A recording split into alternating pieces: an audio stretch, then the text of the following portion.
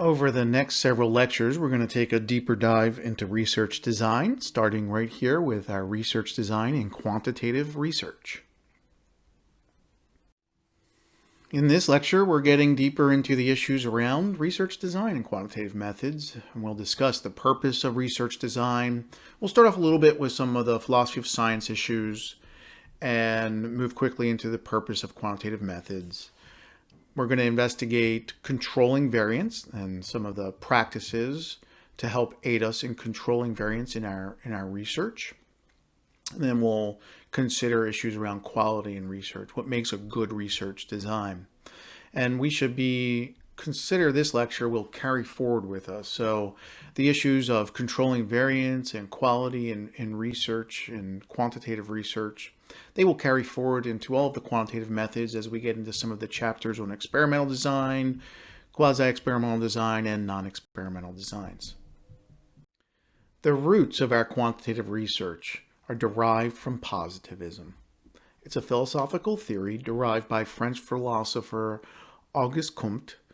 And this is where we get a lot of our scientific methods. So we see here a little bit of, we have observations, we identify an issue, we're thinking about ideas and questions, we formulate hypotheses, and eventually we can test those hypotheses. We can redefine them, change them, get evidence by collecting data, and eventually, in a much broader sense, they can become broader theory to be tested again, sort of in a cyclical pattern here is the process. Our philosophy here has this idea of positive knowledge. This is an element of empiricism, that all genuine knowledge is posterior knowledge, that it's of the senses, and that we can verify these properties and relations. Positive knowledge, or true knowledge in this sense of positivism, is exclusively derived from sensory experience. It's interpreted with reason and logic and be obtained by observation and experiments. It's this scientific method that we use to generate the knowledge. One of the really interesting things here is that we use science to derive knowledge and build theory.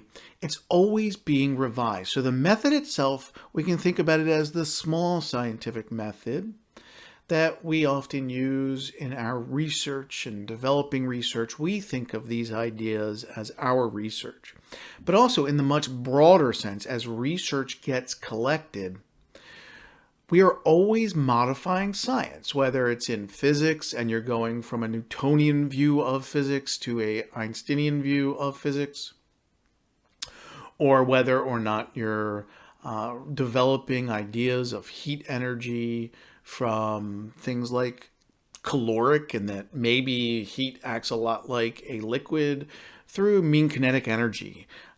So we're developing these ideas, and all of the current ideas of science will one day also be adjusted, amended, or changed radically. We have a shift from positivism toward post-positivism, and what I'll say, this is not a rejection completely of a scientific method, but just rather a reformation of positivism, where we adjust our ideas that reality still exists, but that we just can't know it perfectly. Our experiences and beliefs can be biased by what we observe. A lot of post-positivists are constructionists, and they believe that we construct our view of the world based on sensory perception, and that it's fallible, just like many of our ideas are, and that we construct effectively an imperfect view of the world. Instead of having absolute ideas, we have more of a probabilistic thinking about our ideas in research. We're not taking a really deep dive into probabilistic reasoning in this course and probabilistic thinking, but it's very useful when thinking about inferences we draw about our data. So later on in the semester, we'll come back to this idea a little bit with probabilistic thinking. What is a probability? How that might relate to some of our statistics that we draw inference from. A probability, just as a quick refresher, you can just think of that as how likely something is to be true or occur. If it's going to rain today, you could assign a probability to that event between 0 and 1. And when we think about probabilistic reasoning, there's uncertainty in the world. We can apply probabilities of events. We can draw inferences, make decisions based on our understanding of what might occur. And we can collapse all this into a rule-based system. If you get more interested in, one of the areas I might recommend reading is some Bayesian statistical analysis, Bayesian thinking around probability. Prior to moving from just this brief background to actually getting into research design and controlling variance and quality in research methods, I feel at least once in your master's program or undergraduate, someone should have mentioned a few names to you about regarding philosophy of science. And since we're doing quantitative research, I'm going to mention two individuals to you. One being Karl Popper. Karl Popper really is responsible for our thinking around falsifiability, that we can't really ever prove a theory. So this idea of verification is just not realistic, but that we have this idea of falsifiability, where a theory we can reproduce an experiment over and over again, and it only takes one time to actually refute a theory. You can think of the classic idea that all swans, there are no black swans, or all swans are white. And it only takes one instance of seeing black swans to refute the entire theory that all swans are white. So Karl Popper is responsible for a lot of our background in falsification, falsifiability, and that that it's possible to reject false beliefs, although we can't ever truly verify our positivistic views of the world. And then also the second person I just want to mention to you is Thomas Kuhn, and his book is The Structure of Scientific Revolutions. I mean, Karl Popper has other books besides The Logic of Scientific Discovery, but if you're interested, that's a good book to start. And Thomas Kuhn, this is a very influential read throughout the history and philosophy of science. And this kind of moves us, this idea moves us toward some of the post-positivist views. Observations may be influenced by our previous beliefs and experiences, and that science goes through this sort of waxing and waning phase where we do normal science, we're under one paradigm of science, one idea of science, and then things happen which cause a revolution, and it creates all of these anomalies in our science, so we have to build basically a new science. So I'll leave some of that more detailed reading for you, but some of the ideas in philosophy of science that actually lead to how we conduct science today might be rooted in these two earlier philosophers of science. As we get into research design, we have to have something to do research on. So let's take that opportunity, hit the pause button, be prepared with some research topics and questions and hypotheses, and let's go ahead and get started. So hit pause, set yourself up so you can be thinking through these ideas. So as you think about elements of what makes a good research design and issues around variance, maybe you're thinking about your ideas already. So here's a topic area. Healthy eating for students will improve learning. So just in general, I think that eating good quality food will help in the actual learning process. And here's just a little picture of an example of students taking the same exact test where they sat quietly for a little while versus walking. So maybe this is a healthy activity. It's not eating, but maybe this gave me a little bit of an idea around healthy eating and how it might improve some areas of learning. So this is a general topic area. I move from there in my research that I'm interested in, from general topic area to a little bit more specific, and we're getting a research question. What is the effect of healthy snacks on middle school students' math ability? Is there a gender difference? So I might specifically be interested in middle school students. This could equally apply if you're more interested in high school students or elementary age students, even any sort of post-secondary. I'm just narrowing it down as a research question as I begin to consider the actual research I'll conduct. And I'm also interested whether there's a gender difference, whether boys and girls act differently in this case. or respond differently. So that's where my hypothesis comes in. So I now go from my topic to the question to the hypothesis. All this should be recap really for us. So my research hypothesis here is much more specific. We have the use of healthy snacks, specifically in this case apples, will increase performance on a math assessment among middle school children, 7th grade. This impact will be greater among boys than among girls. First of all, this will be awesome if we can eat an apple and it'll improve our performance.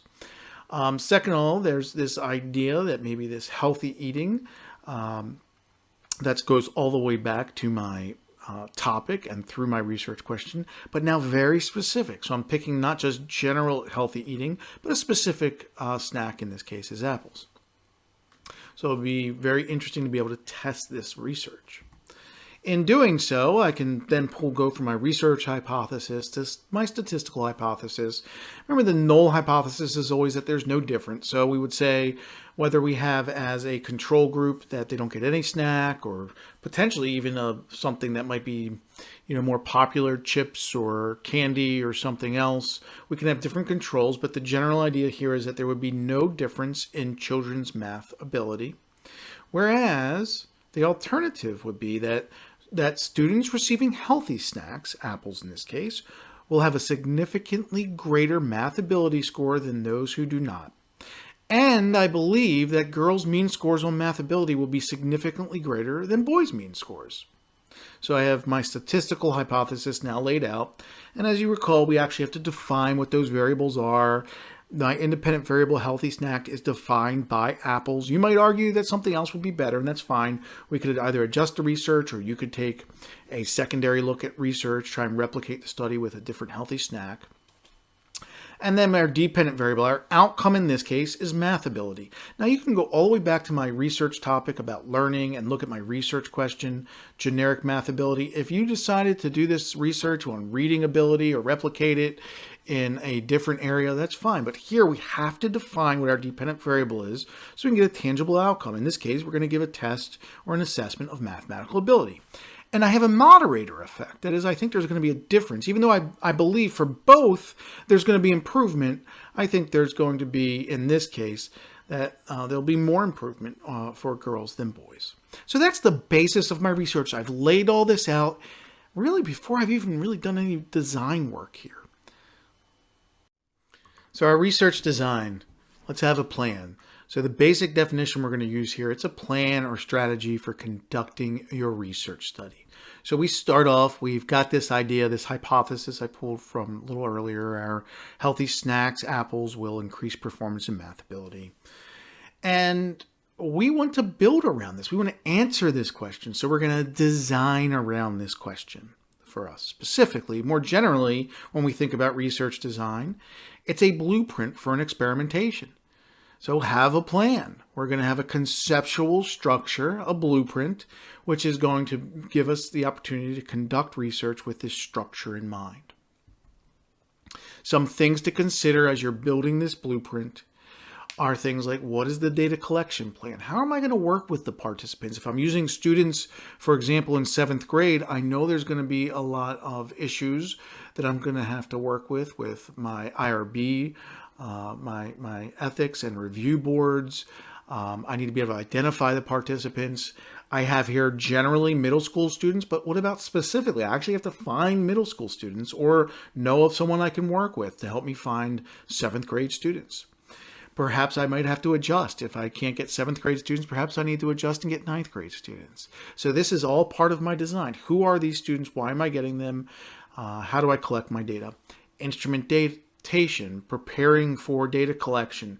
I need to know, for example, I said math ability score, and we talked a little bit about a mathematical test. What is that test? Are we giving it once? Are we giving it multiple times? So you have to think through all these ideas ahead of research. It's begin to building your plan. What measurements are we going to take? What are the outcomes we're going to have? Data analysis techniques. We need to have a statistical analysis plan prior to actually going in and collecting our data. And of course, we want to have issues about controlling our variance built into our models, and we need to be considering about ethical considerations throughout the process. All of these elements that come from our plan isn't actually conducting the research. It's all the strategy we do ahead of time. It's the structure around which we're going to do research and going to do all of these things. But it's not actually these things in and of themselves. We still have to do all of the research after we've built our plan, after we've constructed a really good research design. We want to keep in mind the purpose of why we're actually doing our research. So as I've already alluded to, we want valid research, and we want that because we want to be able to answer our research questions, test those hypotheses, and interpret the outcomes, interpret our results. Typically, what we really want is our ability to explain why persons are different and why the scores or results on our assessments might be different. So you can think about having those two different groups of healthy eaters versus non-healthy eaters. We want to explain why differences may be occurring in persons and the outcomes of our experiment. As we begin to try and explain things, so one of our core issues is we want to explain why persons are different, the outcomes of our tests or scores are different. We want to answer our questions.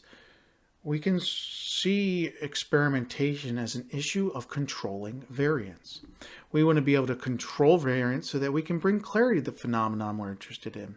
We know we can't perfectly control things, that as we moved from a positivistic to a post-positive view of the world, we know that there are elements and bias in the world. So we want to be able to control things. So we can build conditions into our study that help us control variance.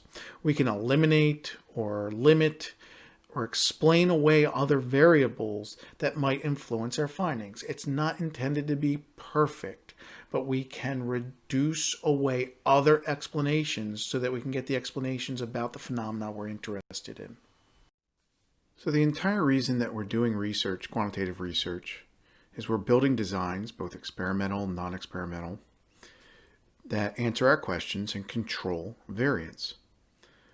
We can look at all forms of our quantitative research designs as a form of attempting to maximize our control of variance. So we can think of our goal or purpose to maximize variance that we want to explain and minimize the variance we don't want in our study, or error variance. And variance is necessary to carry out our experiments. We can present variance numerically. It can be partitioned to determine specific cause and effects of variance amongst our independent variables. A typical variance equation is shown in the upper right corner. That's our descriptive statistic for variance. We'll talk more about that later in the semester. What is it then that we really mean by variance? Well, we can think about it as the variability amongst or between individuals, groups, or conditions expressed quantitatively with real positive numbers. Here's some dogs. Partly, I hope this makes you smile in the middle of your research methods lecture, but also because they're a great example of variability. There's a lot of variability amongst the breeds here, and even when color or patterns are the same, you can still find a lot of variability amongst different dogs. So you can think, and if you prefer, you can imagine cats if you're a cat person instead, or fish if you're a fish person. But I find it, when we say we're thinking about quantifying differences, well, we could pick different aspects of these animals, size, shape, colors, and begin to quantify differences amongst these animals, amongst these doggies. But also, we could reduce the differences. So these are all interrelated dogs. These are puppies. When we have a variance of 0, that means all of our scores in a distribution would be identical. Now, these dogs aren't mostly an excuse to show you some puppies, but imagine they were all identical puppies, then we would have no difference amongst our dogs. But what we really care about most of the time is the dispersion or scatter of what we're observing.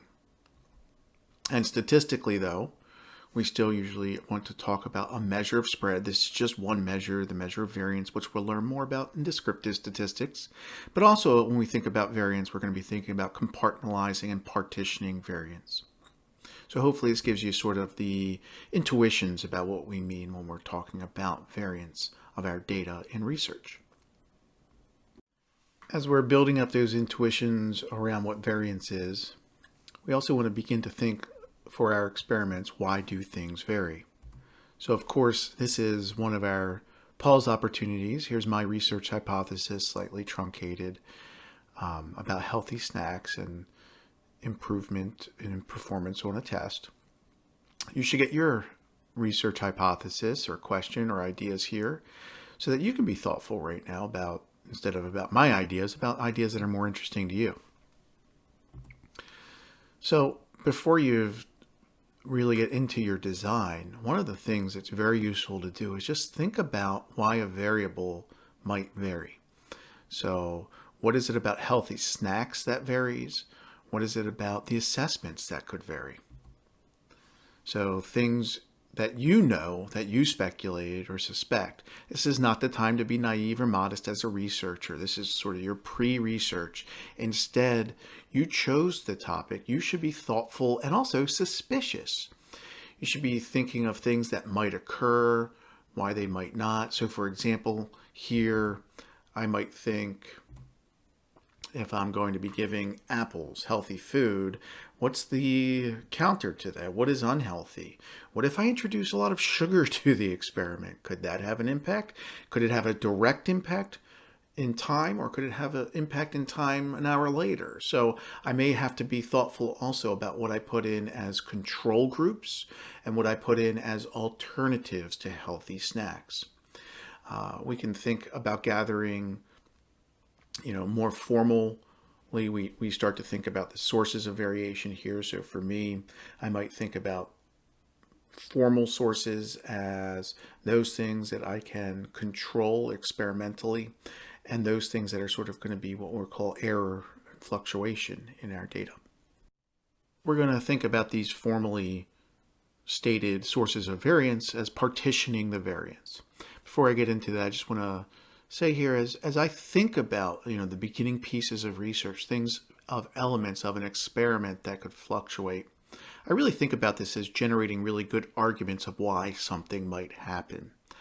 And I kind of go down in directions as just as sort of my brainstorming, why might changes occur in a mathematics assessment. So I start to think about all of the ideas of why things might change.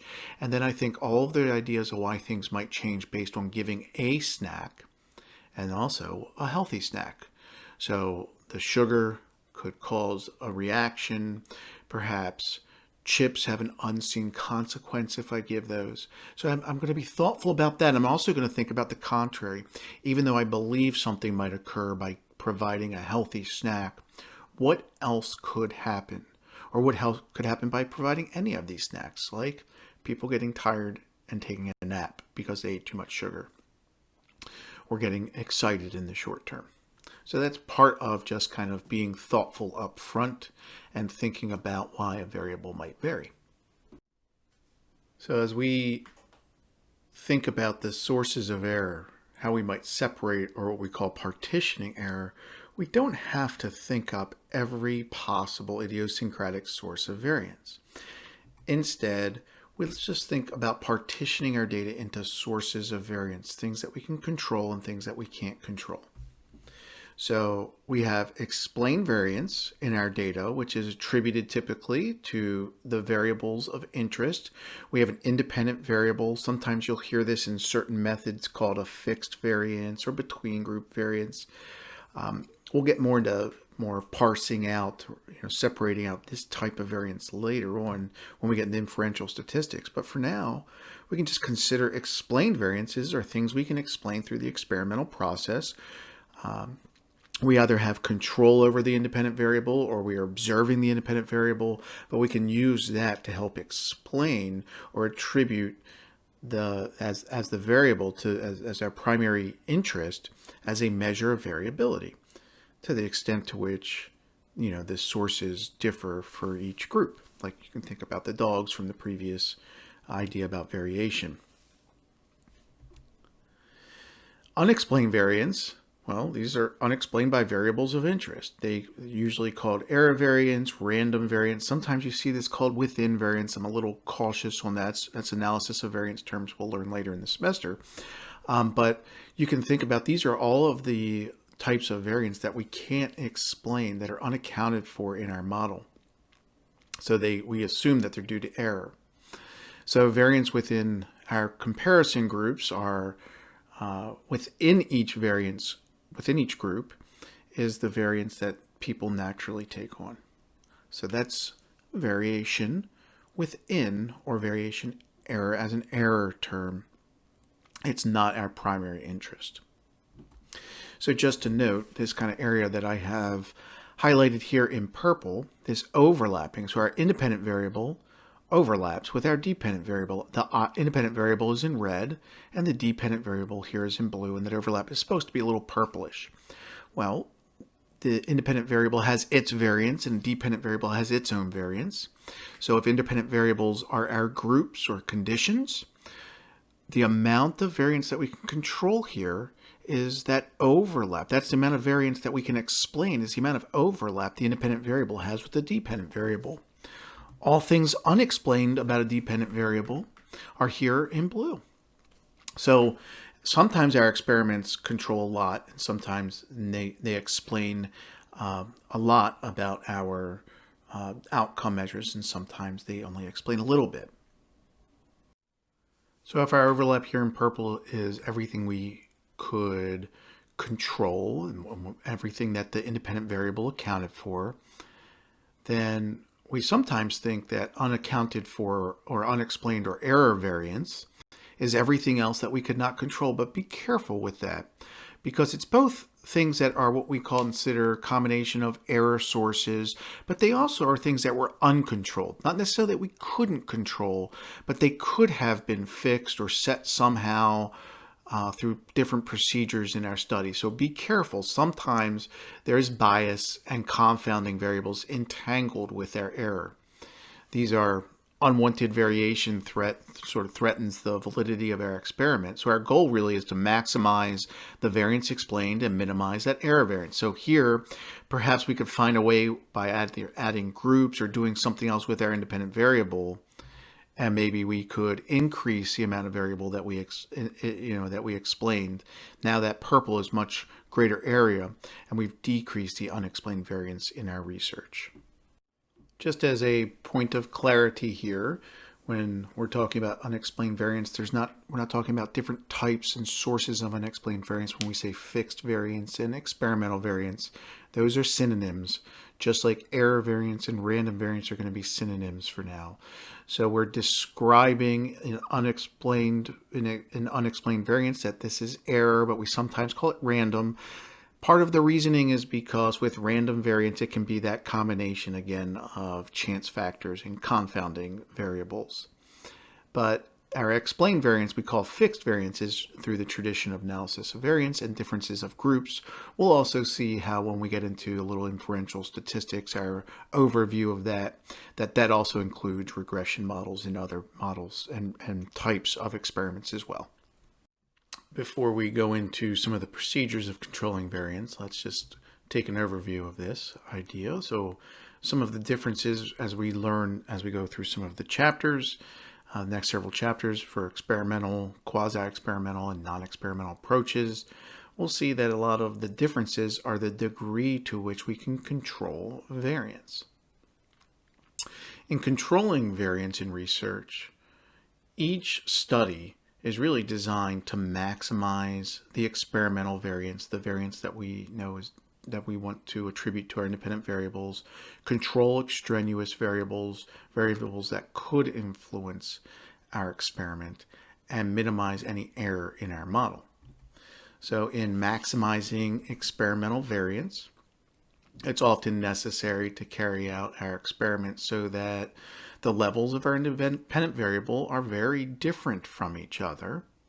So we might do some sort of check ahead of time even to see whether or not what we're trying to manipulate actually has an impact. So in our study with healthy eating, we might even do like a little tiny pilot study if we're doing a true experiment or a quasi-experimental design, just to make sure that healthy eating, that what we believe to occur may actually occur. Other times we just don't have the resources to do that. Other issues that come up is that we want to make sure that besides maximizing that experimental variance, that's our independent variable, that's our fixed variance, we also want to control other variables or variance in the model. It's often that in our experimental and control groups, that the goal is really to make them as similar as possible so that we can reduce down the impact of other variables, and there'll be different ways that we can do that. We want to make sure that the independent variable is really, in an ideal experiment, is the only difference between the conditions. If I'm doing a healthy versus non-healthy snack, ideally I would like to control any sort of confounds that could occur in our model. Some of the methods of controlling variance is things like random assignment of participants to conditions. Talk more about that in the randomization process. Potentially confounding variables might be things like age or sex and can be controlled or eliminated. A potential confounding variable can be built into a model, or it can be statistically removed. So we'll get into those ideas as we think about how we can control extraneous variance, and that'll be the next portion of our lecture. Also, just as a note, minimizing error variance. So not only do we want to maximize the experimental variance, control other variance in our models or variables, we also want to minimize error variance. So we have all sorts of different forms of measurement error which can be minimized through careful control of whether it's instrumentation or surveys that we're using. So we want to make sure we have reliable instruments that we're using, and we also want to make sure that error variance due to differences in persons is reduced as well. So control in an experiment, whether it's a non-experimental condition or experimental condition, quasi-experimental condition, is really about controlling variance. And the most powerful forms of control of any outside variables, of any outside variance, is really carefully and thoughtful development of your research design ahead of time, trying to consider issues that may be impacting the study, and also doing things like what we'll call random assignment. Of the four methods, we're going to get into details on each one of these four. Randomization is really the idea that we are randomly assigning individuals to treatment and control groups. It's not the only way to do experiments. And as we get into quasi-experimental designs and non-experimental designs, we may not be able to do that. So we can also do things like build in variables, build in other factors into our design of our independent variables. So we can think back to some of our previous lectures, and we can take some things that might be confounding or might impact our outcome, and instead of trying to just pull them and say that they are part of the error term, instead we can try and build them into our models, so try to remove bias from our results. Also, we can hold a condition constant. We can try and isolate a condition if we think a variable may be impacting our study. And finally, there's statistical control and adjustment. Our first and ideal version in a true experiment and experimental design is that we can do randomization in our design. So as we go through the design, we consider, can we randomly assign participants to groups? The idea is that we have random variance or error variance, and random assignment spreads the effect of whatever is causing that error variance to occur amongst participants. Variance is inherent in all of our scores. So when we have random assignments to different groups based on some process here, I'm just showing the rolling of dice, random rolling of dice. If we could select people into groups by some random process, we can evenly spread out the effects of other variables that we would like to control. So this could include outside impacts such as from sampling issue, methods of assignments, other variables that we're interested in. One of the things to be cautious here is later on this semester we're going to discuss random assignment and random sampling from a sampling process. Random sampling is when we select from the population a subset into our experiment where each person has an equal chance of being selected. We'll go through this again. So this is an issue around statistics, creating an unbiased representation.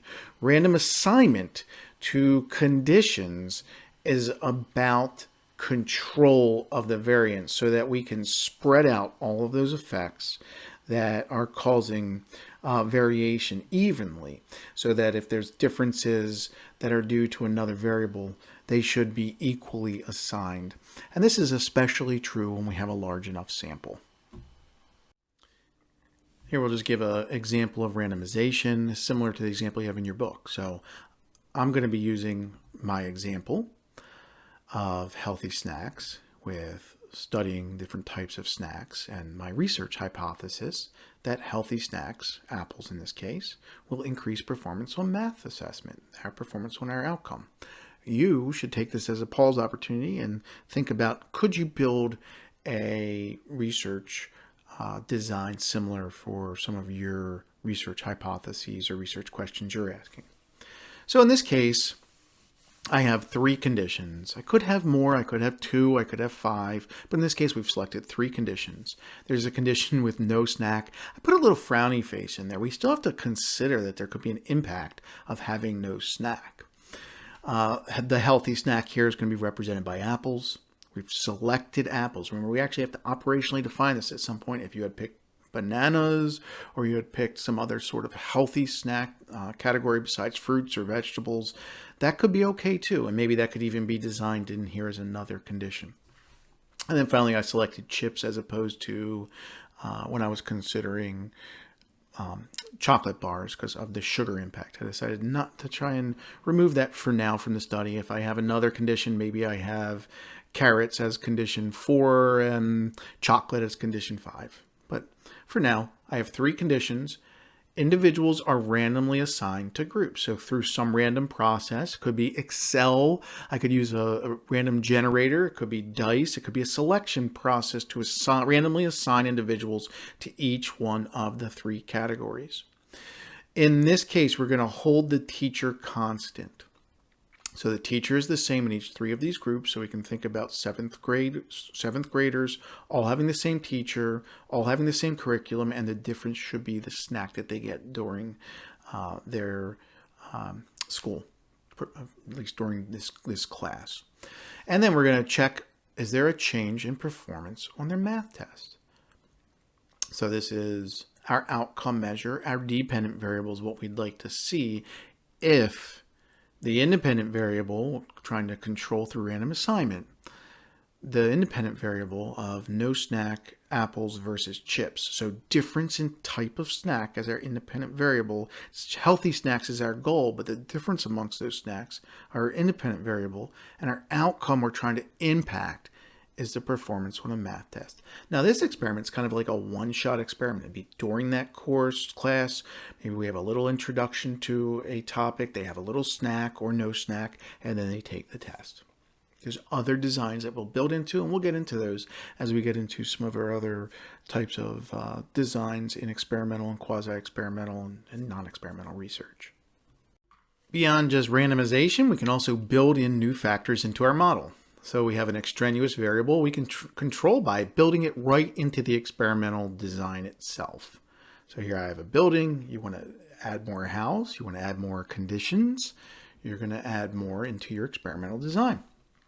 So you can think of this just like another independent variable. And it's additional will allow for some additional findings and effects that may impact the dependent variable. And you can also have possible interaction terms. You can have interactions between the independent variable you're initially interested in and the new variable that you're adding into the model to control for those factors. So let's go through an example. All right, so we're going to take our experiment And previously in our research, we said that we also wanted to consider the impact of boys and girls. The difference is we actually thought that girls might have an accelerated improvement here. One thing to note, so our study is still that same study structure. We have same teacher in those classrooms. We have no snack, group 1, and apples in group 2, and chips in group 3. And now we just have this additional gender variable we want to account for, in this case, boys and girls. One of the things to notice is that even though it says 15 students, those 15 students who are boys and 15 students who are girls are still in group 1, and there's still the possibility of doing random assignment. That is, we could start off with a total of 45 boys and 45 girls and randomly assign them each to one of the 3 conditions. This allows now for us to say things not just about the impact of the snack overall, but whether or not there's an impact based on these 2 genders, and whether or not we see maybe an improvement in boys and not in girls, or vice versa, or both go up or both go down. So we can sort of create even this, what we might call an interaction effect. Perhaps boys increase with apples and girls increase with chips, and the opposite is true for the other. So that would be interesting. So now we just have an additional piece of variance that we've controlled in our model.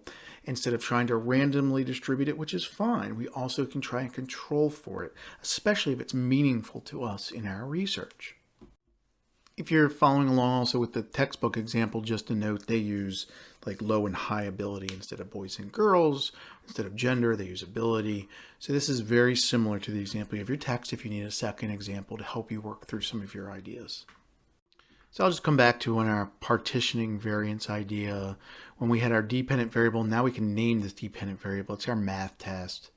And our independent variable is snack. So if you recall, that purple overlap is just how much control we would have had over our experiment. So that would be the fixed variance. That would be the experimental variance. Perhaps, and this is just suggesting, perhaps part of the reason I've added gender is because I think there's a lot of influence here potentially of how much impact it could have on my math test. So I've added it into the model instead of letting it be random error or part of the error variance. I've now controlled it and introduced it into my model, ideally controlling much more of the experiment. These overlaps are just me being suggestive. It doesn't, so don't think like by adding your secondary variable, there might be that much more impact. Sometimes if you already have a lot of impact already from your first independent variable, adding in another independent variable might be just a little bit of impact that we find as experimental control. So you really want to, again, this all comes back to just being thoughtful, thinking about how things relate to each other. We don't want to add in more variables than we need to, even though adding in variables seems nice. Ideally, that we could keep adding in different variables, but at some point there's really diminishing returns. Not just there's conceptual diminishing returns and mathematical diminishing returns we'll talk about later on in the semester. Perhaps adding a new variable is not practical in a situation. Instead of adding the new variable, we can hold a sample, something from our sample constant on some ability, characteristic, or trait. You can think about this as eliminating the effect from the studies, which is very different than what we did. Instead of adding it in, we're going to eliminate the effect from the studies. So let's take a look, see what that would look like. In my original research, we were looking at the differences amongst eating a healthy snack and the impact on math tests. We still have that here. We have different groups with different types of snacks that they're having. A healthy snack, what we might consider unhealthy snack, potentially maybe you consider it neutral, and then no snack. And then instead of adding a variable, we're going to hold a variable constant. So instead of trying to see the difference between boys and girls, maybe we just have girls in our experimental design. So really, if you note that I thought the impact might be higher for girls than boys. So maybe this time around, my first element of research here, I might just focus on the girls in the study to see whether or not there's a difference in impact on math test, the performance on math test. We also have measures that we can use in statistics to control variance. There's computational procedures. We'll talk more about these later on when we get into inferential statistics. and we'll do more of those in our statistical overview. But know that there's statistical controls that we can use. So we can select control variables, which should be done ahead of time. Some people do it after the fact, or they have existing data. You need to be really careful about doing that. It can impact the results. You should be thinking through this ahead of time, and then we can use those variables as a statistical control. Often we hear procedures like analysis of covariance, where the covariance is removed from our dependent measure. So in our statistical control, we can think about all of this as simply we take our outcome measure, our dependent variable, and we adjust it based on the effect of some other variable. Mathematically, we're not going to go through how to do that right now, but we can just think we've taken our outcome measure and we adjust it based on its relationship with some other variable that we would like to control in our data. So I'm going back to our original experiment where we had random assignment, and we realized that perhaps we also missed this idea of previous abilities, that maybe we should try and control or condition out somehow their previous mathematical ability. So instead of just looking at the outcome of performance on tests, we're going to do that after we've controlled, after we've removed some of the effect of the previous ability in mathematics. This also gets to the idea of using multiple sources to control variance. So maybe we've used random assignment to control across all of our things that are different amongst persons, but we also think that the idea of controlling initially as some sort of measure ahead of time to try and remove out the effect of previous ability would add more control to our study.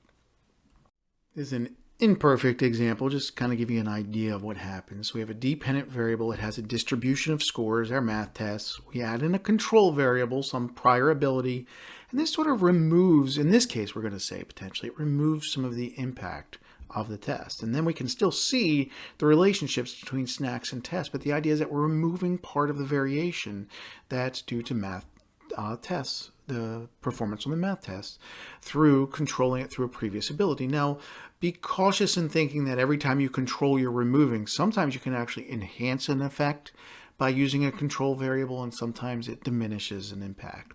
But the general idea is that you want to account for that controlling variable, that other potential source of variation, and account for it on the outcome measure, the dependent variable, and then look to see how the independent variable and dependent variable relate to each other.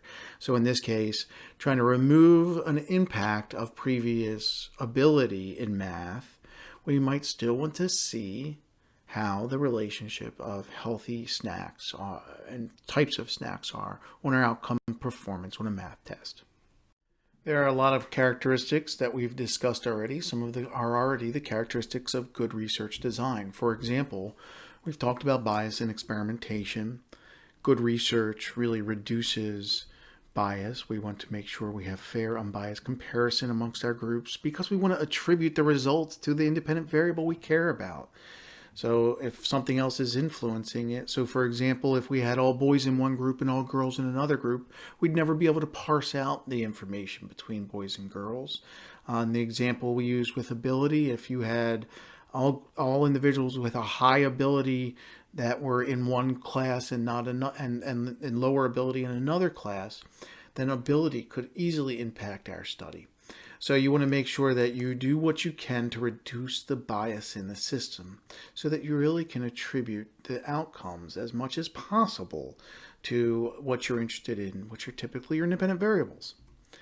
We also want to make sure we eliminate or keep confounding variables somehow to a minimum so we can think whether or not we want to eliminate through building them into our model or creating a new variable. Whatever we're doing, we want to try and keep it to a minimum. You can look at our experiment and think, what if we would have had 3 different teachers instead of 1 teacher?